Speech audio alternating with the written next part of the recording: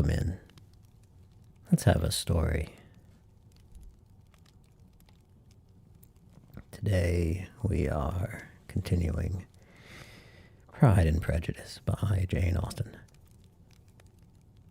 We have finished the first 14 chapters so far.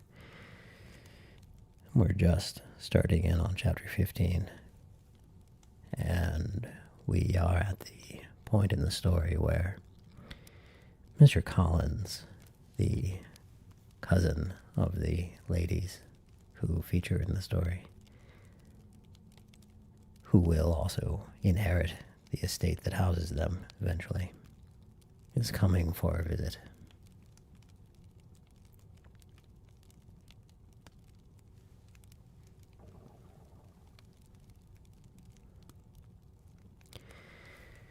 Chapter 15. Mr. Collins was not a sensible man, and the deficiency of nature had been but little assisted by education or society, the greatest part of his life having been spent under the guidance of an illiterate and miserly father. And though he belonged to one of the universities, he had merely kept the necessary terms without forming at it any useful acquaintance. The subjection in which his father had brought him up had given him originally great humility of manner, but it was now a good deal counteracted by the self-conceit of a weak head, living in retirement, and the consequential feelings of early and unexpected prosperity. A fortunate chance had recommended him to Lady Catherine de Bourgh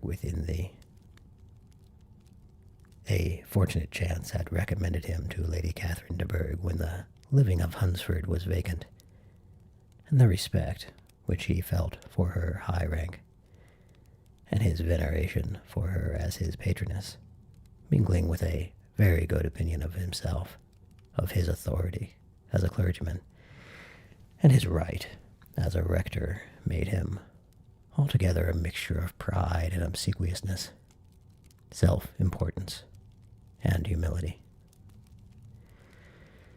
Having now a good house and a very sufficient income, he intended to marry, and in seeking a reconciliation with the Longbourn family, he had a wife in view, as he meant to choose one of the daughters if he found them as handsome and amiable as they were represented by common report.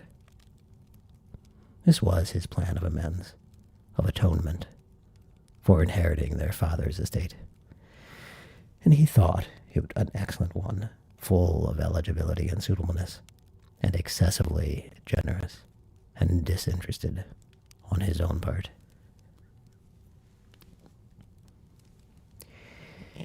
His plan did not vary on seeing them. Miss Bennet's lovely face confirmed his views and established all his strictest notions of what was due to seniority, and for the evening she was his settled choice. The next morning, however, made an alteration, for in a quarter of an hour's tete-a-tete with Mrs. Bennet before breakfast, a conversation beginning with his parsonage house and leading naturally to the avowal of his hopes that a mistress for it might be found at Longbourn, produced from her, amid very complacent smiles and general encouragement, he cautioned against the very Jane he had fixed on. As to her younger daughters, she could not take upon her to say, she could not positively answer, but she did not know of any prepossession. Her eldest daughter she must just mention. She felt it incumbent on her to hint, was likely to be very soon engaged.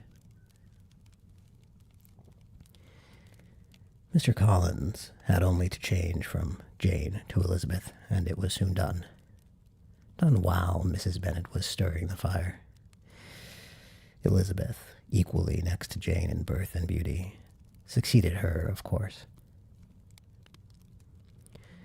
Mrs. Bennet treasured up the hint and trusted that she might soon have 2 daughters married, and the man whom she could not bear to speak of the day before was now high in her good graces. Lydia's intention of walking to Meryton was not forgotten. Every sister except Mary agreed to go with her, and Mr. Collins was to attend them, at the request of Mr. Bennet, who was most anxious to get rid of him, and to have his library to himself.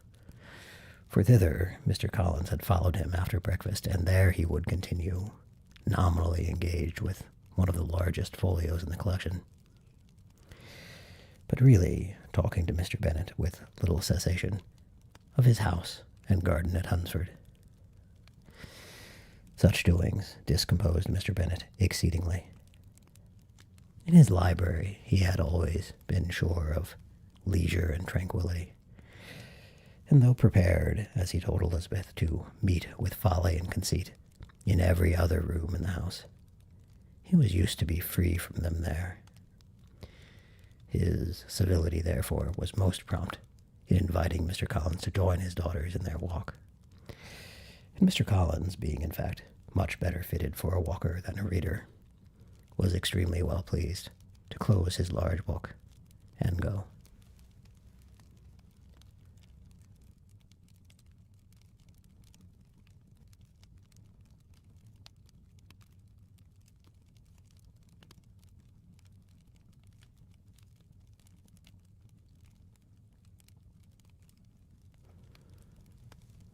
In pompous nothings on his side and civil assents on that of his cousins, their time passed till they entered Meryton. The attention of the younger ones was then no longer to be gained by him. Their eyes were immediately wandering up the street in quest of the officers, and nothing less than a very smart bonnet indeed, or a really new muslin in a shop window, could recall them. But the attention of every lady was soon caught by a young man whom they had never seen before, of most gentlemanlike appearance, walking with an officer on the other side of the way. The officer was the very Mr. Denny concerning whose return from London Lydia came to inquire, and he bowed as they passed. All were struck with the stranger's air, all wondered who he could be, and Kitty and Lydia, determined if possible to find out, led the way across the street under pretense of wanting something in an opposite shop, and fortunately had just gained the pavement when the 2 gentlemen, turning back, had reached the same spot. Mr. Denny addressed them directly and entreated permission to introduce his friend Mr. Wickham, who had returned with him the day before from town, and he was happy to say had accepted a commission in their corps. This was exactly as it should be, for the young man wanted only regimentals to make him completely charming. His appearance was greatly in his favor. He had all the best parts of beauty, a fine countenance, a good figure, and very pleasing address. The introduction was followed up on his side by a happy readiness of conversation, a readiness at the same time perfectly correct and unassuming. And the whole party were still standing and talking together very agreeably when the sound of horses drew their notice, and Darcy and Bingley were seen riding down the street. On distinguishing the ladies of the group, the 2 gentlemen came directly towards them and began the usual civilities. Bingley was the principal spokesman, and Miss Bennet the principal object. He was then, he said, on his way to Longbourn on purpose to inquire after her. Mr. Darcy corroborated it with a bow, and was beginning to determine not to fix his eyes on Elizabeth, when they were suddenly arrested by the sight of the stranger, and Elizabeth, happening to see the countenance of both as they looked at each other, was all astonishment at the effect of the meeting. Both changed color. One looked white, the other red. Mr. Wickham, after a few moments, touched his hat, a salutation which Mr. Darcy just deigned to return. What could be the meaning of it? It was impossible to imagine. It was impossible not to long to know.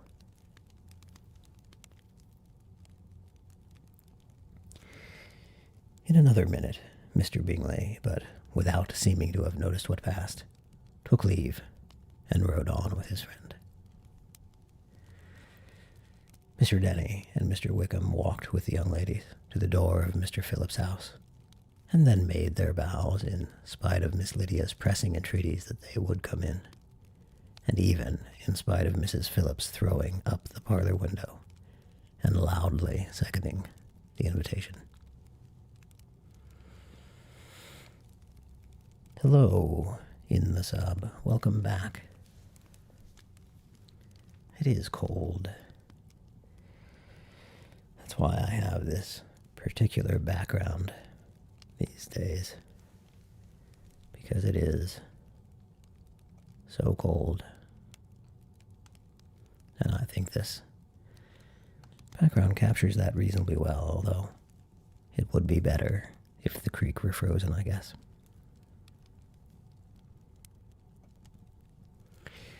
Anyway, welcome back. Nice to see you.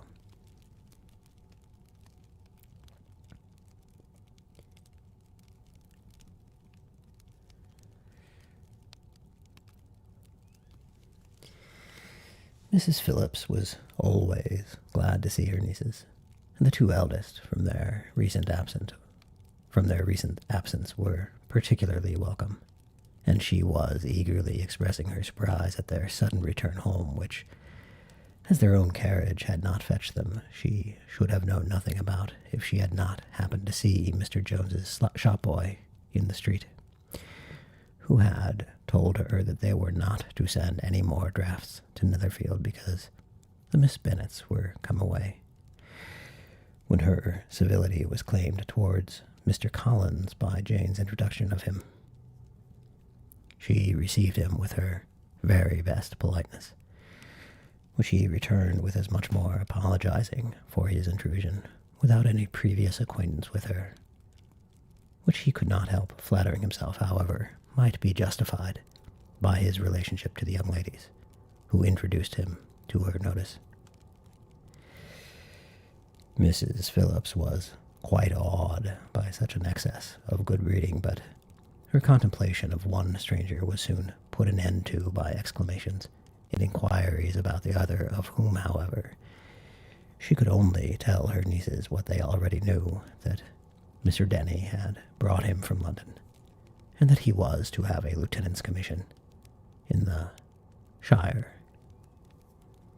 She had been watching him the last hour, she said, as he walked up and down the street, and had Mr. Wickham appeared, Kitty and Lydia would certainly have continued the occupation. But unluckily no one passed the windows now, except a few of the officers who, in comparison with the stranger, were become stupid, disagreeable fellows. Some of them were to dine with the Phillipses the next day, and their aunt promised to make her husband call on Mr. Wickham, and give him an invitation also, if the family from Longbourn would come in the evening. This was agreed to, and Mrs. Phillips protested that they would have a nice, comfortable, noisy game of lottery tickets, and a little bit of hot supper afterwards. The prospect of such delights was very cheering, and they parted in mutual good spirits. Mr. Collins repeated his apologies in quitting the room, and was assured with unwearying civility that they were perfectly needless. As they walked home, Elizabeth related to Jane what she had seen pass between the two gentlemen. But though Jane would have defended either or both had they appeared to be wrong, she could no more explain such behavior than her sister. Mr. Collins, on his return, highly gratified Mrs. Bennet by admiring Mrs. Phillips's manners and politeness. He protested that, except Lady Catherine and her daughter, he had never seen a more elegant woman, for she had not only received him with the utmost civility, but had even pointedly included him in her invitation for the next evening, although utterly unknown to her before. Something, he supposed, might be attributed to his connection with them, but yet he had never met with so much attention in the whole course of his life.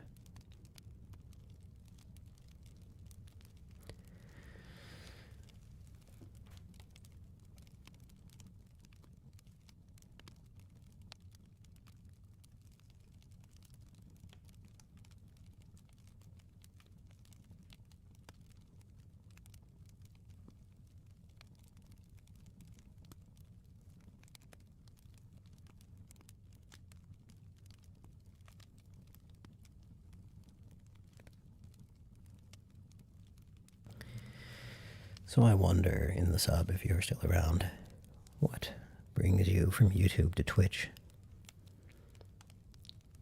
As I'm also streaming these days on YouTube. Twitch, though, I find the chat features are a little bit better, a little bit more interactive, which doesn't matter so much for my streams, since I don't have that many viewers, but for other streamers it matters a lot.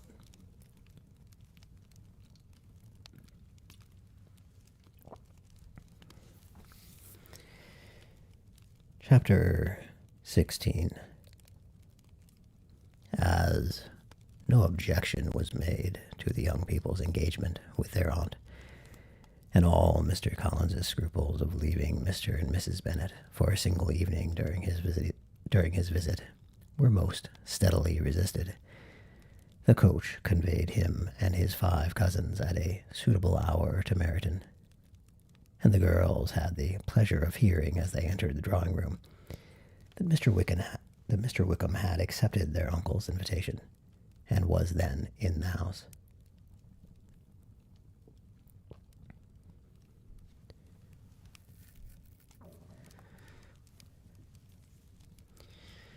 I see. That makes sense.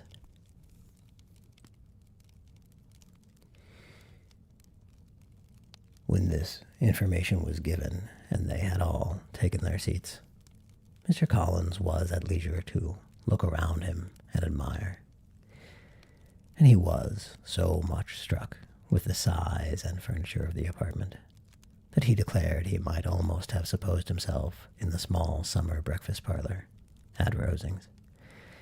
A comparison that did not at first convey much gratification, but when Mrs. Phillips understood from him what Rosings was, and who was its proprietor, when she had listened to the description of only one of Lady Catherine's drawing-rooms, and found that the chimney-piece alone had cost £800, she felt all the force of the compliment, and would hardly have resented a comparison with the housekeeper's room.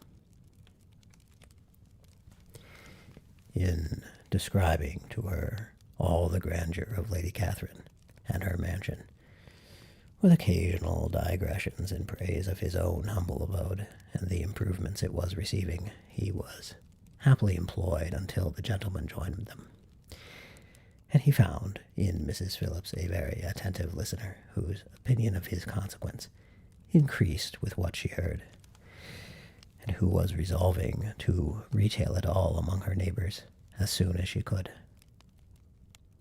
To the girls, who could not listen to their cousin, and who had nothing to do but to wish for an instrument and examine their own indifferent imitations of china on the mantelpiece, the interval of waiting appeared very long.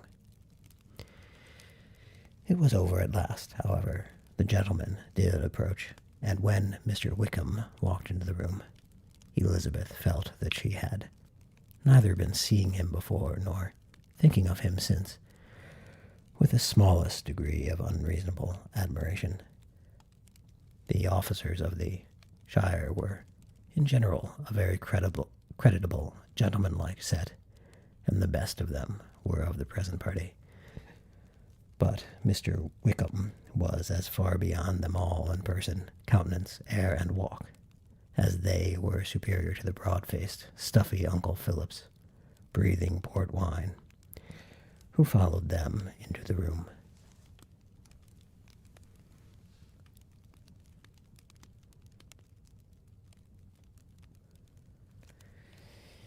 Mr. Wickham was the happy man towards whom almost every female eye was turned, and Elizabeth was the happy woman by whom he finally seated himself, and the agreeable manner in which he immediately fell into conversation, though it was only on its being a wet night, and on the probability of a rainy season, made her feel that the commonest, dullest, most threadbare topic might be rendered interesting by the skill of the speaker. With such rivals for the notice of the fair as Mr. Wickham and the officers, Mr. Collins seemed to sink into insignificance. To the young ladies he certainly was nothing, but he had still at intervals a kind listener in Mrs. Phillips, and was, by her watchfulness, most abundantly supplied with coffee and muffin.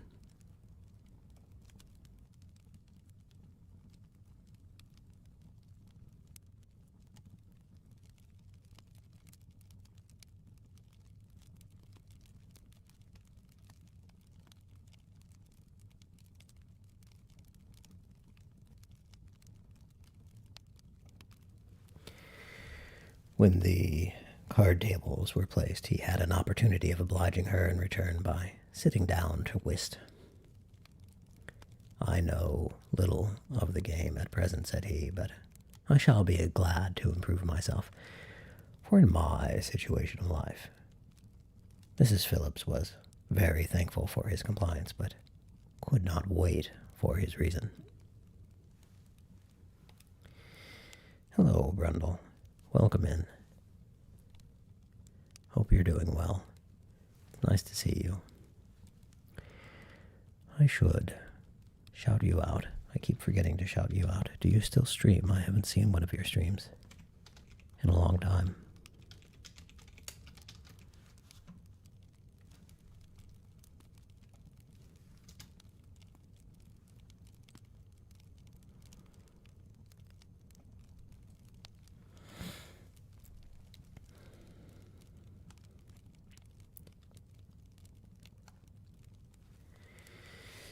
Mr. Wickham did not play at whist, and with ready delight was he received at the other table between Elizabeth and Lydia.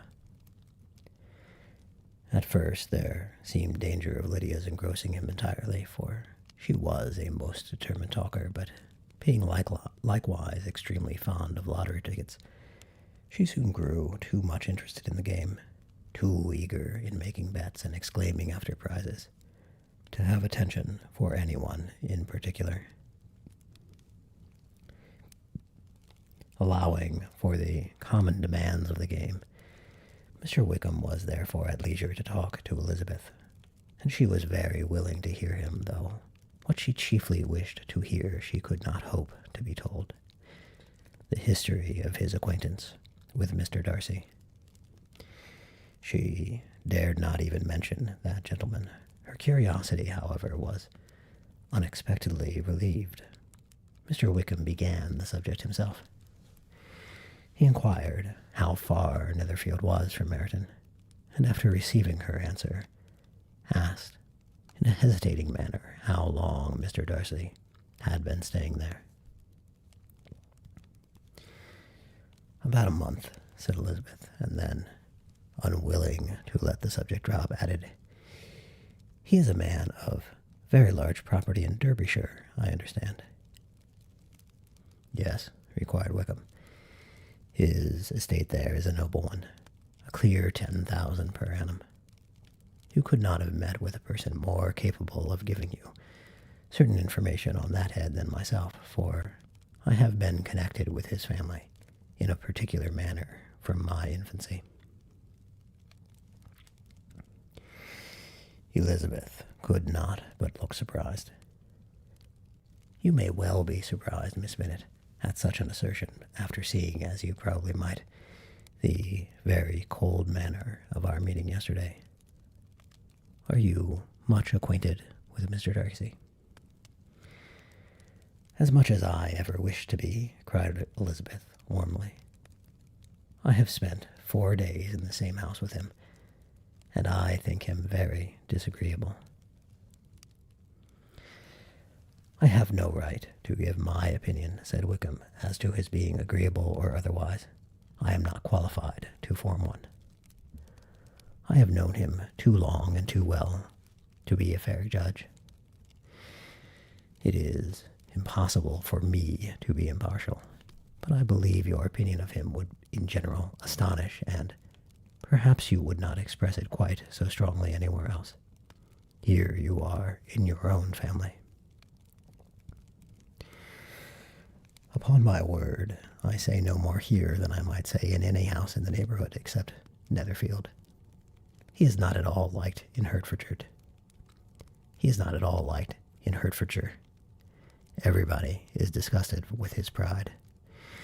You will not find him more favorably spoken of by anyone. I cannot pretend to be sorry, said Wickham, after a short interruption, that he or that any man should not be estimated beyond their deserts, but with him I believe it does not often happen. The world is blinded by his fortune and consequence, or frightened by his high and imposing manners, and sees him only as he chooses to be seen. I should take him, even on my slight acquaintance, to be an ill-tempered man. Wickham only shook his head. I wonder, said he, at the next opportunity of speaking, whether he is likely to be in this country much longer. I do not know at all, but I heard nothing of his going away when I was at Netherfield. I hope your plans in favor of the Shire will not be affected by his being in the neighborhood. Oh no, it is not for me to be driven away by Mr. Darcy. If he wishes to avoid seeing me, he must go. We are not on friendly terms, and it always gives me pain to meet him, but I have no reason for avoiding him but what I might proclaim to all the world. A sense of very great ill-usage, and most painful regrets at his being what he is. His father, Miss Bennet, the late Mr. Darcy, was one of the best men that ever breathed, and the truest friend I ever had. And I can never be in company with this Mr. Darcy without being grieved to the soul by 1,000 tender recollections. His behavior to myself has been scandalous, but I verily believe I could forgive him anything and everything, rather than his disappointing the hopes and disgracing the memory of his father.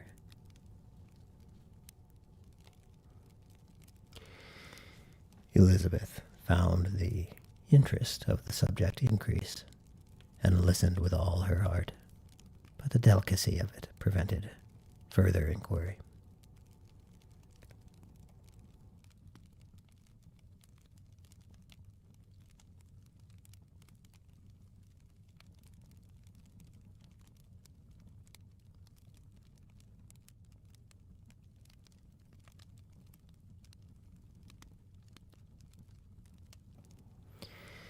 Mr. Wickham began to speak on more general topics, Meryton, the neighborhood, the society, appearing highly pleased with all that he yet had seen, and speaking of the latter especially with gentle but very intelligible gallantry.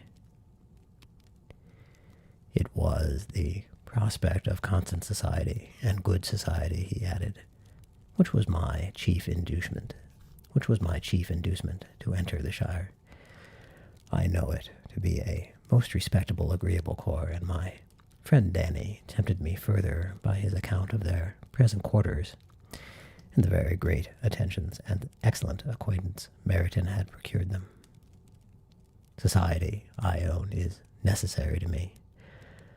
I have been a disappointed man, and my spirits will not bear solitude. I must have employment and society.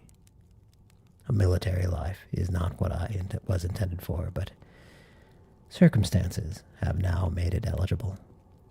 The church ought to have been my profession. I was brought up for the church, and I should at this time have been in possession of a most valuable living had it pleased the gentleman we were speaking of just now. Welcome in, Silver. Nice to see you here. We are reading Pride and Prejudice by Jane Austen.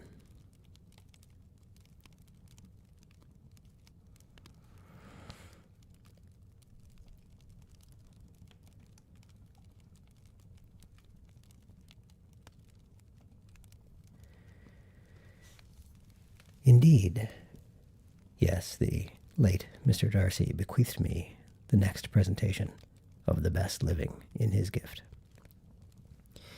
He was my godfather and excessively attached to me. I cannot do justice to his kindness. He meant to provide for me amply, and thought he had done it, but when the living fell, it was given elsewhere. Good heavens, cried Elizabeth, but how could that be?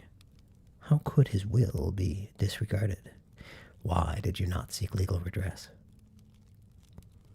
There was just such an informality in the terms of the bequest as to give me no hope from law. A man of honor could not have doubted the intention, but Mr. Darcy chose to doubt it, or to treat it as a merely conditional recommendation, and to assert that I had forfeited all claim to it by extravagance, imprudence, in short, anything or nothing. Certain it is that the living became vacant 2 years ago, exactly as I was of an age to hold it, and that it was given to another man. And no less certain is it that I cannot accuse myself of having really done anything to deserve to lose it. I have a warm and unguarded temper, and I may, perhaps, have sometimes spoken my opinion of him and to him too freely. I can recall nothing worse. But the fact is that we are very different sort of men, and that he hates me. This is quite shocking. He deserves to be publicly disgraced. Some time or other he will be, but it shall not be by me. Till I can forget his father, I can never defy or expose him.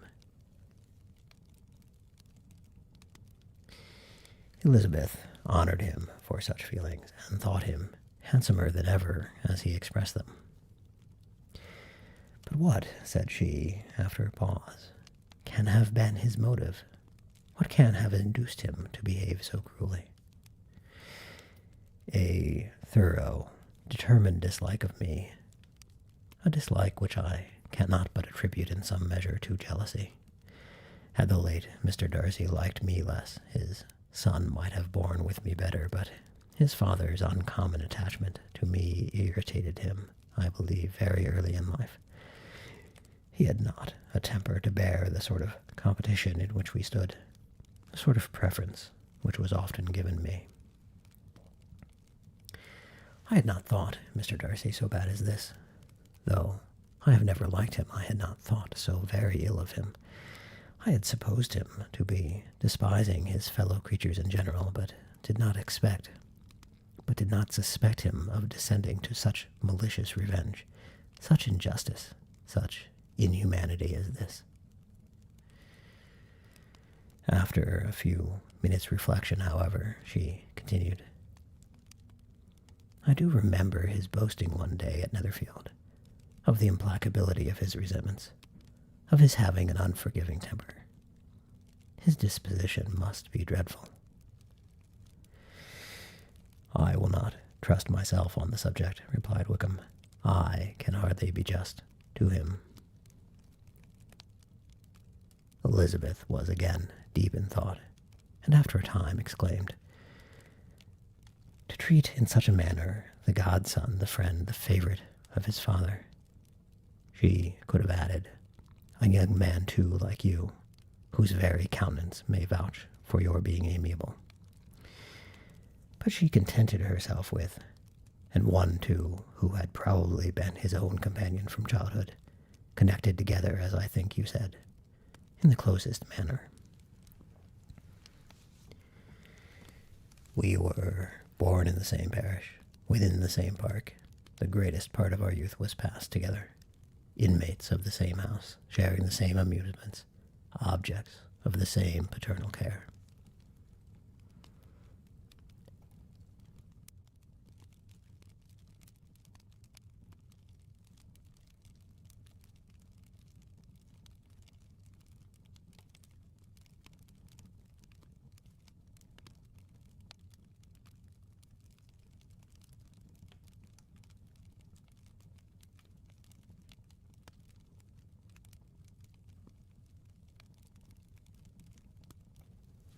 I had very high hopes that my voice would hold out for a very long stream today, but I don't think that's going to happen.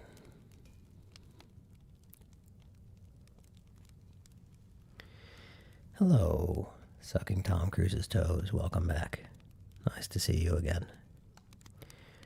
We are reading Pride and Prejudice by Jane Austen.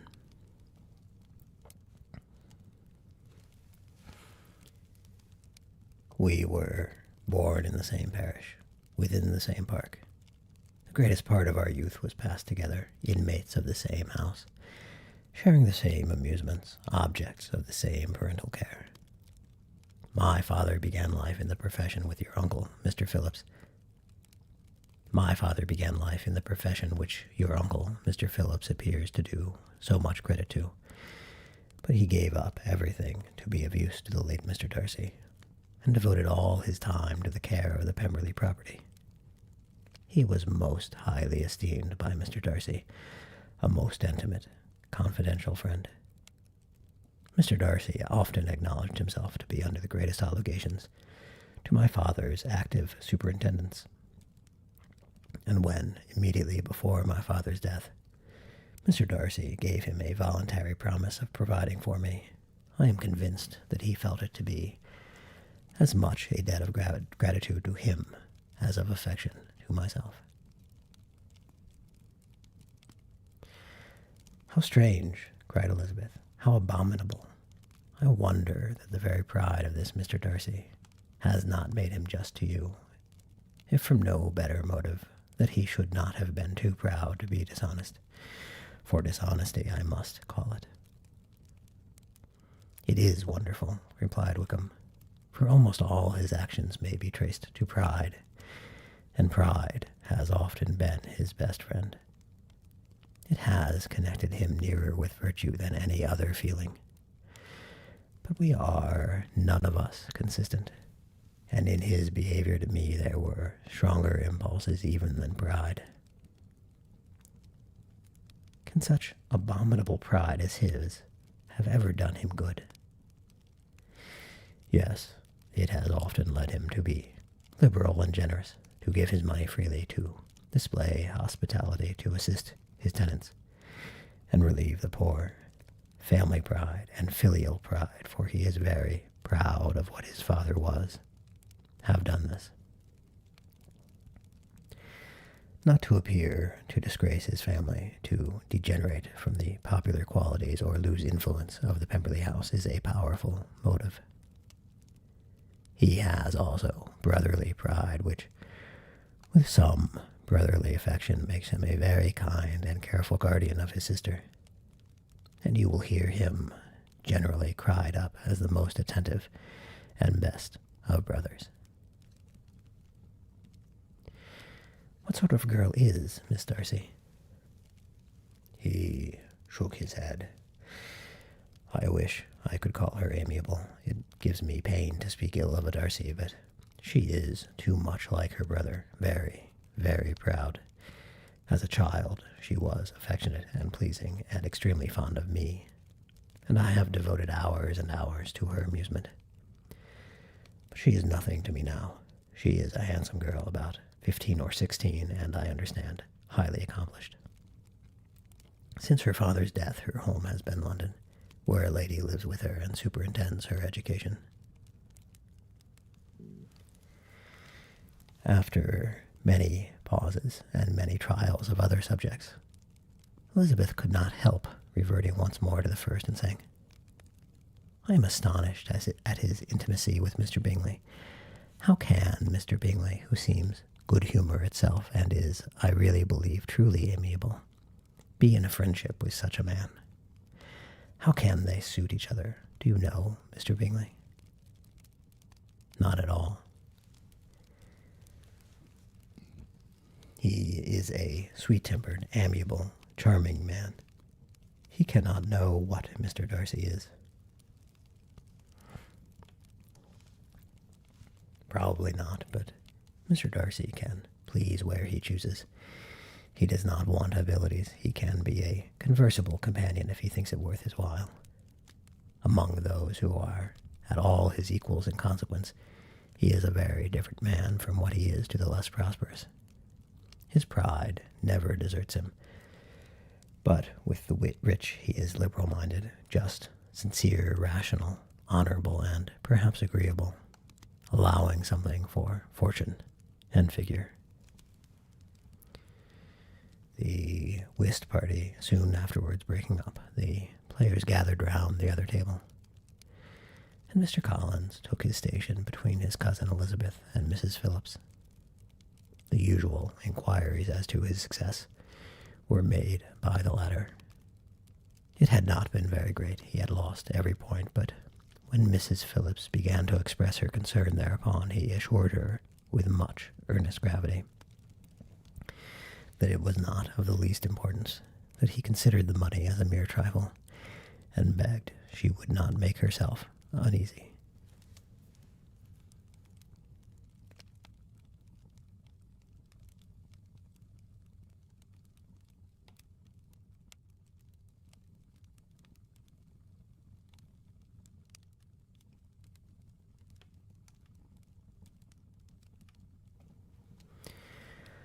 I know very well, madam, said he, that when persons sit down to a card table they must take their chance of these things, and happily I am not in such circumstances as to make 5 shillings any object.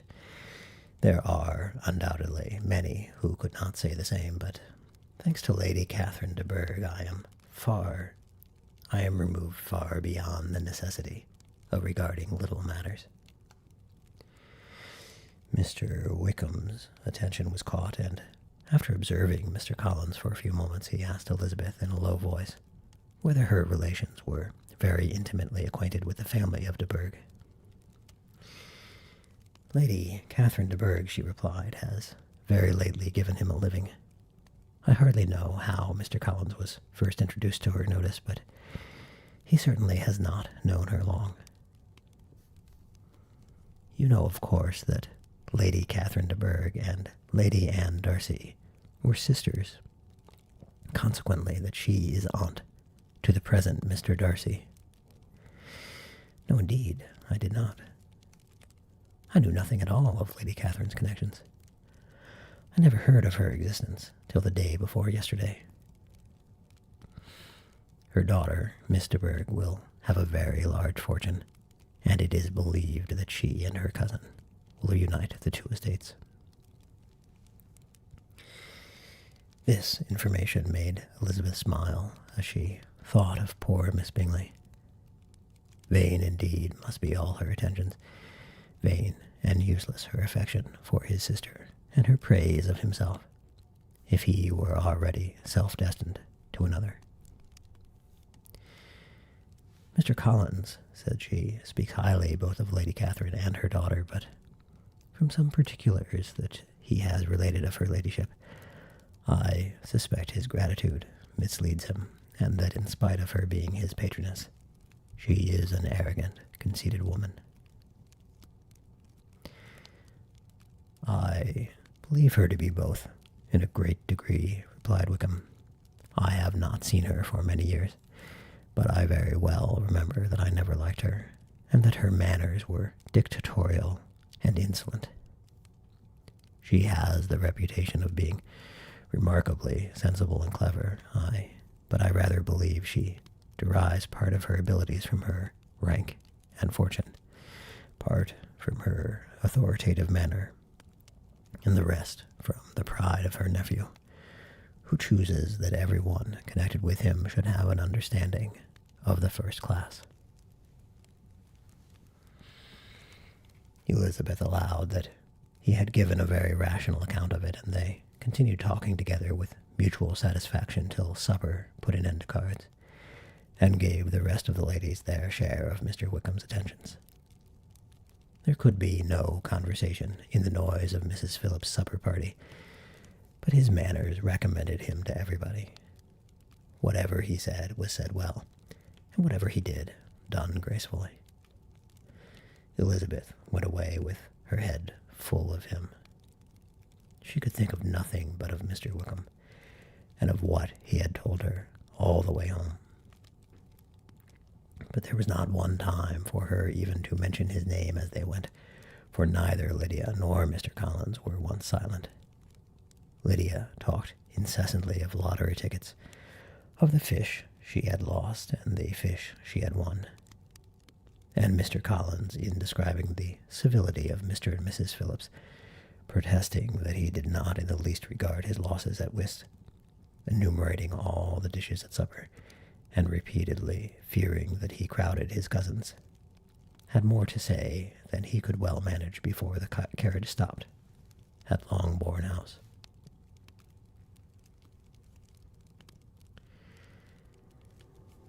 Okay, I think I have it in me to read chapter 17, but I'm going to take a break for a couple of minutes first. I'll be right back. Okay, we're back.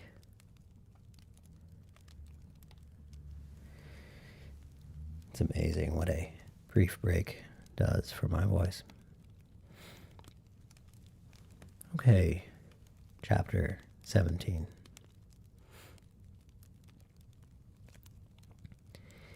Elizabeth related to Jane. Oh, maybe I spoke too soon. Just a moment.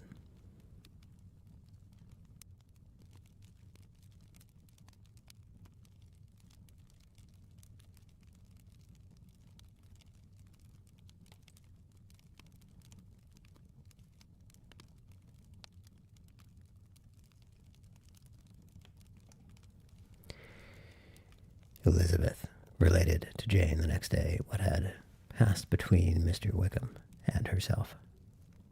Jane listened with astonishment and concern. She knew not how to believe that Mr. Darcy could be so unworthy of Mr. Bingley's regard, and yet it was not in her nature to question the veracity of a young man of such amiable appearance as Wickham. The possibility of his having really endured such unkindness was enough to interest all her tender feelings, and nothing therefore remained to be done but to think well of them both, and to defend the conduct of each, and throw into the account of accident or mistake whatever could not otherwise be explained. They have both, said she, been deceived, I dare say, in some way or other of which we can form no idea. Interested people have perhaps misrepresented to each other. Interested people have perhaps misrepresented each to the other. It is, in short, impossible for us to conjecture the causes or circumstances which may have alienated them, without actual blame on either side.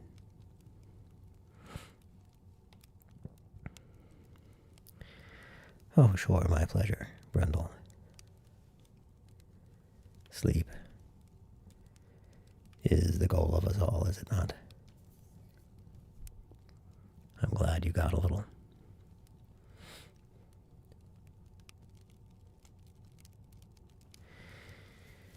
Very true, indeed. And now, my dear Jane, what have you got to say in behalf of the interested people, who have probably been concerned in the business? Do clear them, too, or we shall be obliged to think ill of somebody. Laugh as much as you choose, but you will not laugh me out of my opinion. My dearest Lizzie, do but consider in what a disgraceful light it places Mr. Darcy, to be treating his father's favorite in such a manner, one whom his father had promised to provide for. It is impossible. No man of common humanity, no man who had any value for his character could be capable of it. Can his most intimate friends be so excessively deceived in him? Oh no. I can much more easily believe Mr. Bingley's being imposed on than that Mr. Wickham should invent such a history of himself as he gave me last night. Names, facts, everything mentioned without ceremony. If it be not so, let Mr. Darcy contradict it. Besides, there was truth in his looks. It is difficult indeed. It is distressing. One does not know what to think. I beg your pardon, one knows exactly what to think. But Jane could think with certainty on only one point, that Mr. Bingley, if he had been imposed on, would have much to suffer when the affair became public. The two ladies were summoned from the shrubbery where this conversation passed by the arrival of the very persons of whom they had been speaking. Mr. Bingley and his sisters came to give their personal invitation for the long-expected ball at Netherfield, which was fixed for the following Tuesday. The two ladies were delighted to see their dear friend again, called it an age since they had met, and repeatedly asked what she had been doing with herself since their separation. To the rest of the family they paid little attention, avoiding Mrs. Bennet as much as possible, saying not much to Elizabeth and nothing at all to the others. They were soon gone again, rising from their seats with an activity which took their brother by surprise, and hurrying off as if eager to escape from Mrs. Bennet's civilities. The prospect of the Netherfield ball was extremely agreeable to every female of the family. Mrs. Bennet chose to consider it as given in compliment to her eldest daughter, and was particularly flattered by receiving the invitation from Mr. Bingley himself, instead of a ceremonious card. Jane pictured to herself a happy evening in the society of her two friends, and the attentions of their brother, and Elizabeth thought with pleasure of dancing a great deal with Mr. Wickham, and of seeing a confirmation of everything in Mr. Darcy's looks and behavior. The happiness anticipated by Catherine and Lydia depended less on any single event or any particular person, for though they each, like Elizabeth, meant to dance half the evening with Mr. Wickham, he was by no means the only partner who could satisfy them. And the ball was, at any rate, a ball, and even Mary could assure her family that she had no disinclination for it. Thank you, Brundle. I try.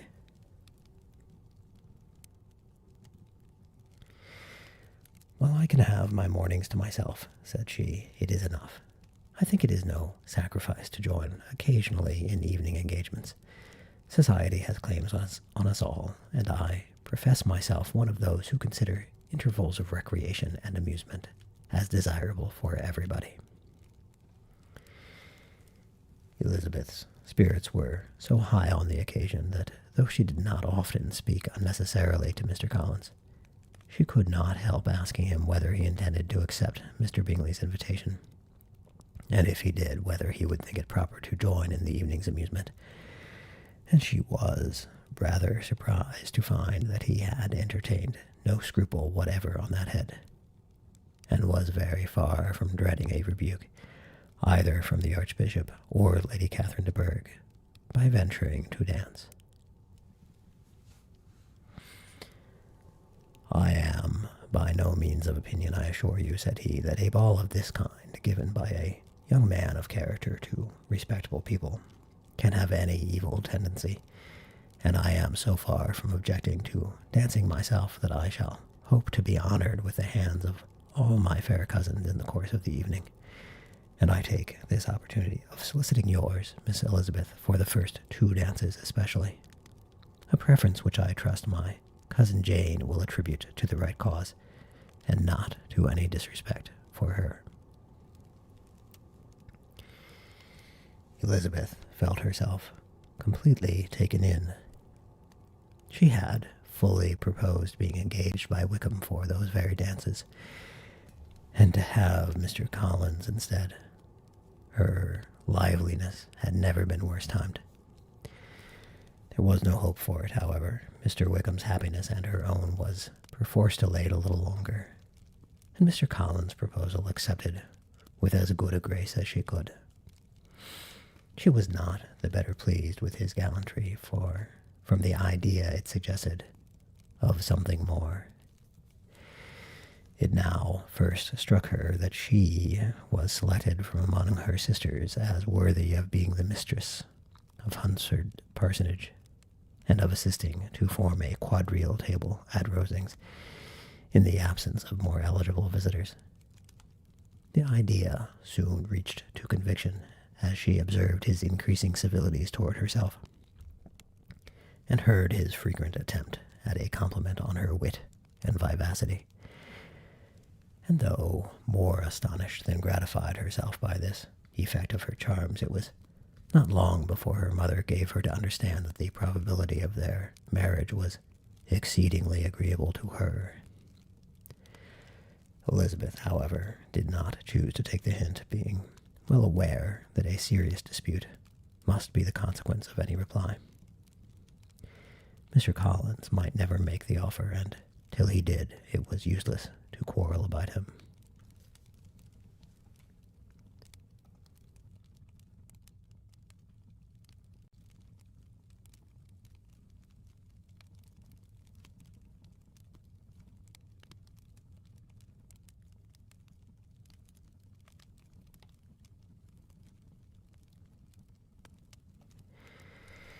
If there had not been a Netherfield ball to prepare for and talk of, the younger Miss Bennets would have been in a pitiable state at this time, for from the day of the invitation to the day of the ball, there was such a succession of rain as prevented their talking to Meryton, as prevented their walking to Meryton once.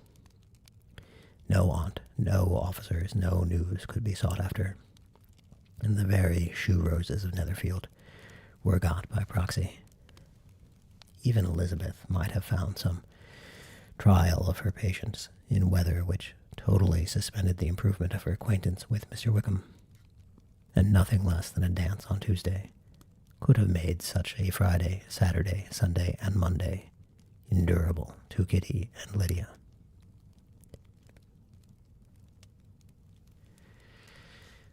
Okay, I think I'll leave it there, as once again, that's about all I have in me. This weather is not conducive to streaming. There's my YouTube, if anyone would like VODs and edited audiobooks. And I also... No, that's not it.